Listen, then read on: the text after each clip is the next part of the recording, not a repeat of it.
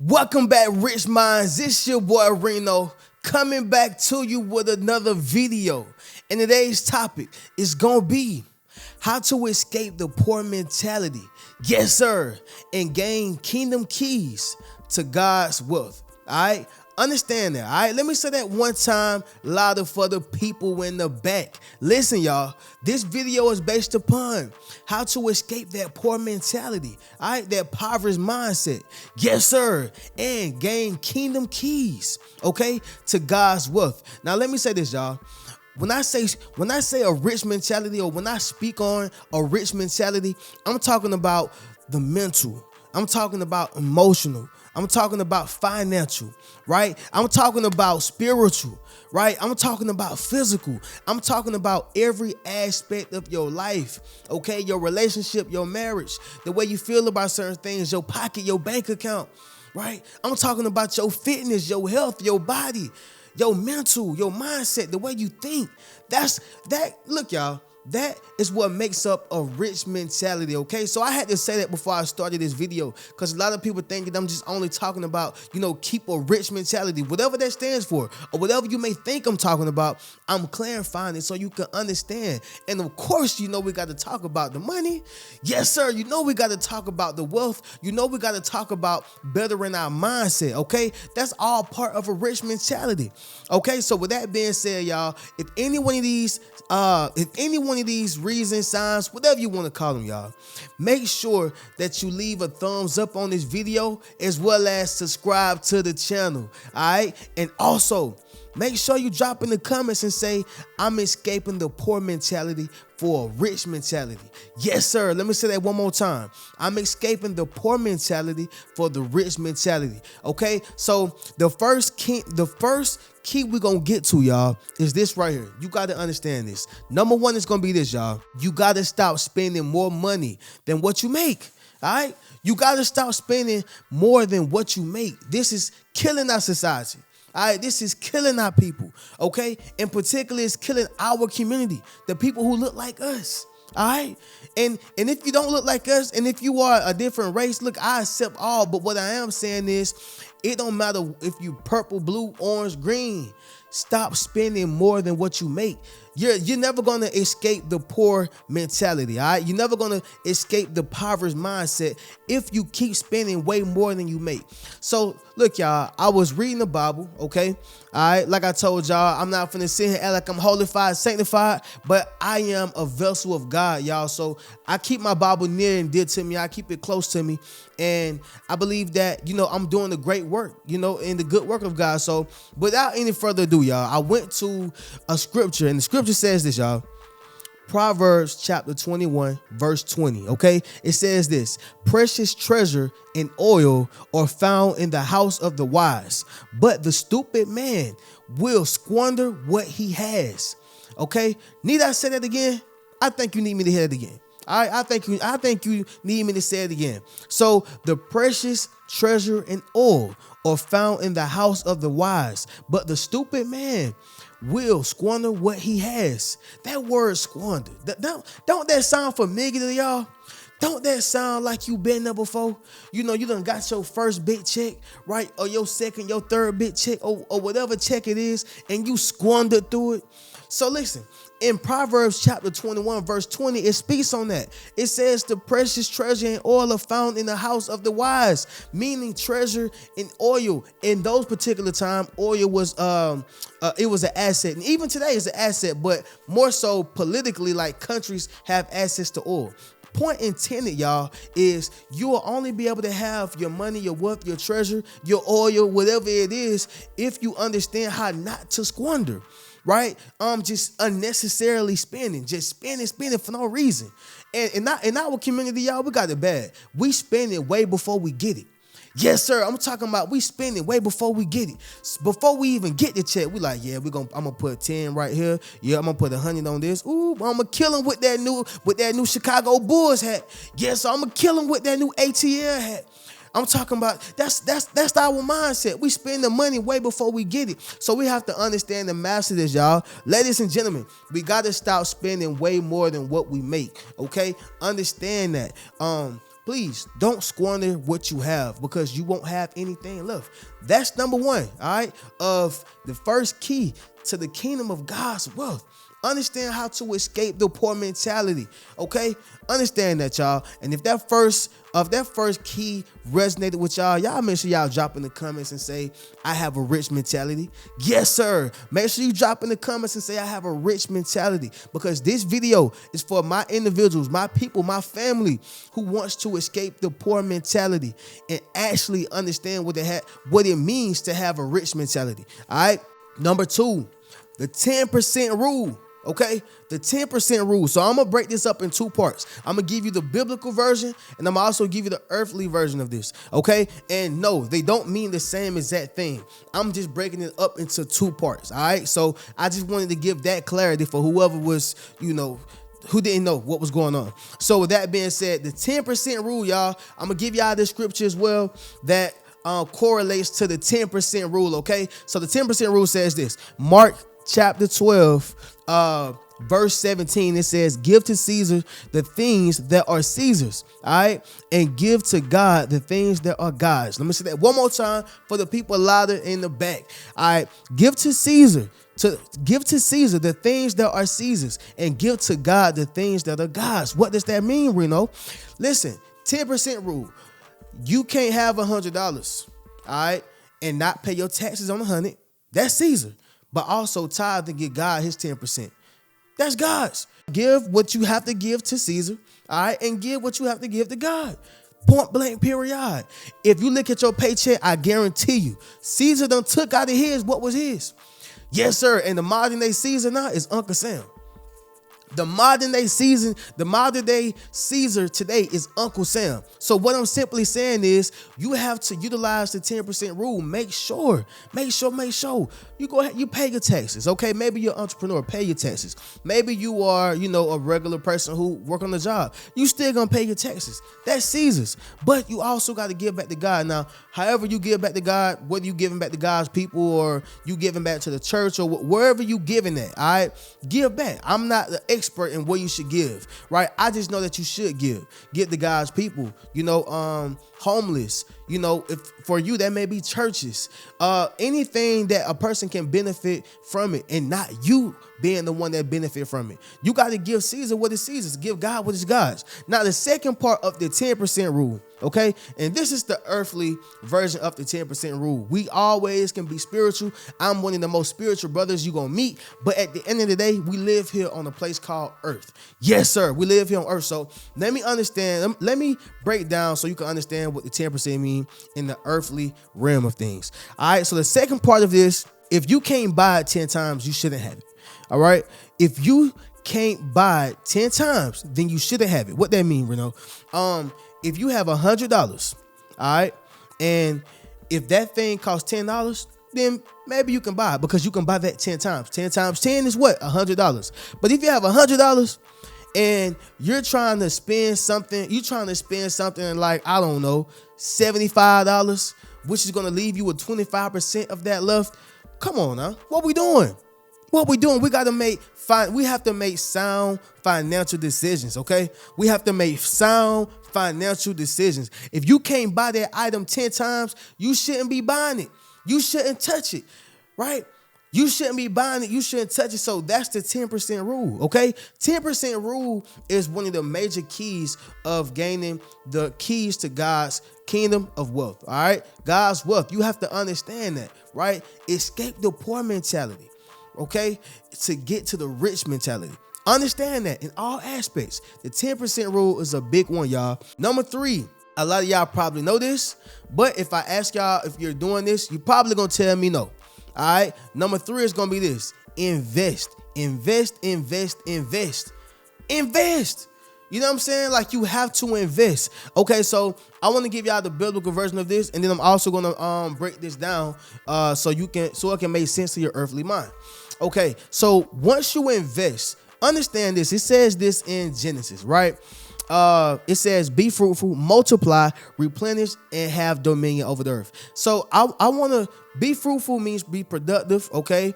Multiply means to make more, okay? Replenish means to distribute it, actually get it out there. Inventory itself will not make you a multi-millionaire. You can have millions and millions of inventory and still be broke if no one is buying it, okay? And have dominion means just be the man in your field, be the woman in your career, like have dominion wherever you are. But I want to take that one word out that says multiply. Yes, sir. I want to talk about multiplying right now. Okay, understand this, y'all. As you invest, that means that you're doing something a little bit different. See, anybody can, earn a couple dollars, right? You can earn a couple dollars, but are you growing that, right? Are you multiplying it? Okay. Are you actually multiplying the money? See, as you invest, it allows you to make more of what you have, right? It allows you to make more of what you have. Think of it as rice, right? When you boiling rice, you know what I'm saying? Whether it's yellow rice, Mexican rice, I don't care. I love Mexican rice, by the way. But whatever rice you got, whenever you see that rice in there, yeah, it got the grains in there. But by the time it get done, it multiplied. And that's the same thing with you. You have to do that with your bank account. You got to do that with the things that you've earned. You have to do that with your real estate. You have to do that with the things that brings you wealth. You have to understand that you have to multiply the things that you've attained. The only way you're going to be able to sustain it for a long period of time is if you actually multiply it. All right. So realize that. And I also want to add to this. OK, you want to understand how to make money. You got to understand how to keep money, and you have to understand how to grow money. Right. So those are three important rules of the money. And let me make sure, I know I'm saying money a lot, but this is not all about money. Listen, in order to have a rich mentality, it's not all about the money, right? It's not all about the money. But if we all are spending 40 hours a week, right? And when I say we all, I'm just talking about us as a culture, as a society. If we all are spending 40 hours a week to make a paycheck that meets the cost of living, all right? If we spending 40 hours of our time, money is somewhat important, I would say. Okay, I would say money is important. So I don't want y'all to misconstrue this like, oh man, are you talking about this the money? No, it's not about that, but I'm bringing awareness to it. And also it's part of having a rich mentality. You have to understand how money works. You have to understand the kingdom keys to get to God's wealth. All right, so I had to make sure I clarified that. Okay, because I know somebody's ears is all they're hearing is money, money, money, money, money. But you have to realize this. If you spend 40 hours a week, okay, just to make a paycheck that meets the cost of living, money is fairly important. So I believe that you should listen up. All right, so with that being said, getting back to my point, you have to understand how to make money, okay? Meaning you have to understand how to accrue it in revenue. You have to understand how to actually earn it. What do I need to do to earn it? Okay. Number two, how do I keep it? People who are good at saving are good at this, all right? And saving is not always the best option, but it's better than spending it, all right? So understand how to keep it. But the most important of them all, and this was Solomon, he was so great at, right? This is why he's one of the wisest men on earth who ever walked the earth. He understood how to grow it. You have to understand how to grow your wealth. You have to understand how to grow and maintain your wealth. I asked a person this question, right? I said, would you rather have $10 million lump sum, right? A $10 million lump sum, or would you rather have $1 million that came every month for 10 years? And my dude said, man, I'd rather have the 10 million lump sum. I said, look, bro, you're going to get $1 million per month for 10 years. You're like, no, I want the 10 million up front. All right. I'm not saying he's right or wrong, but for me, if you just take 12 months, right then, if you take 12 months, you will make, what is that? $12 million right there. Okay. $12 million times 10 years, right? 10 years, that's $120 million. Okay. And that's just 10 years. We're not breaking that down into months. But what I'm simply saying is this right here, y'all. You have to understand how to grow your money. Right? Grow your resources, grow your properties, grow whatever you have attained. You have to understand how to grow that. So that's a major one, y'all. Understand that investing is going to be key in order to have the kingdom keys to gain God's wealth. All right. That's very important, y'all. Number four is simply going to be this: management. Okay. I speak about management in about 2-3 of my videos. I haven't really got deep into it, okay? Maybe in one I did, but to have the kingdom keys to God's wealth, you have to understand the importance of management. You got to understand that management holds a lot of weight. Management is the key. You got to have management. If you don't have management, you're going to lose everything that you ever got. Everything that you work hard for, you're going to lose it because why? You don't understand how to manage it. This is why you see people who make it to the NFL, they get $100 million contracts, $200 million contracts. I mean, just they're multi-millionaires instantly. And then they lose it in 5 years because they lack management. They didn't understand management. You taking these people from the hood, right? We're going to talk straight up. You taking these people from the hood, you taking these people from the ghetto, and then you putting them in the suburbs, you putting them in nice cars, you putting them in nice mansions and giving them resources they never had. What do you expect for them to do? If they don't understand management, they're going to blow it. So understand that in order to gain kingdom keys to get God's wealth, you have to realize this particular key, management. Okay. Now, RHENO, what is management? All right, let's talk about management for a second. Management is the effective, efficient use of another individual's property or resources for the mission of creating value. That's deep, all right? Let me say that one more time. Management is the effective, efficient use of another individual's property or resources for the mission of creating value, all right? Give me an example, RHENO. I'm not understanding. I'm not picking up what you're putting out. Let me say this. You go to a restaurant, what are you going to see?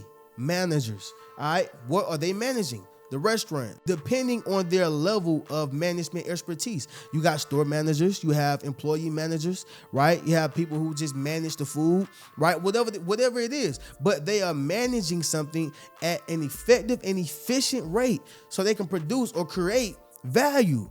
Okay? Businesses, you have to have a manager. It does not matter. Even when you're a rapper, you have a business manager, you have a road manager, you got all these managers. Anything, a school, they're managing kids. Management is key, right? So why not manage your money? Yes, sir. Why not manage your resources? Why not manage the things that's going to put you in position to maintaining your wealth? Maintaining God's wealth that he's granted to you, because we don't own wealth, right? God owns the wealth. He just granted to us. All right. So let me make that correction. But that's what I'm simply saying. So realize this: God will never give you what you pray for, right? He'll never give you what you ask for. He'll only give you what you can manage, right? So if you can't manage the $100 that I was just talking about, what make you think he's going to give you 10,000, 100,000, or 1 million? So he will never give you what you pray or ask for. He's going to always give you what you're able to manage, okay? And God understands what you can manage because he sees you. He's almighty and omnipotent. So he knows what you're doing with your money. He knows if you're utilizing the 10% rule, right? He knows if you understand how to make, how to keep, and how to grow your money. He understands these things. He sees it. So realize that, y'all. This is a major key, okay? It's a major key. And number 5, y'all, is going to be the last one. This one right here is going to be important. I think it's just as important as all the other kingdom keys. But let me say this, y'all. Number 5 is simply this: attract, don't chase. Yes, sir. Let me say that one louder for the people in the back. Listen, y'all. Attract, don't chase. I say, RHENO, what do you mean by that? Focus on what you become instead of what you do, because what you become determines what you do. I know I probably said that one a little too fast for y'all. Let me say that one more time, RHENO. All right, listen.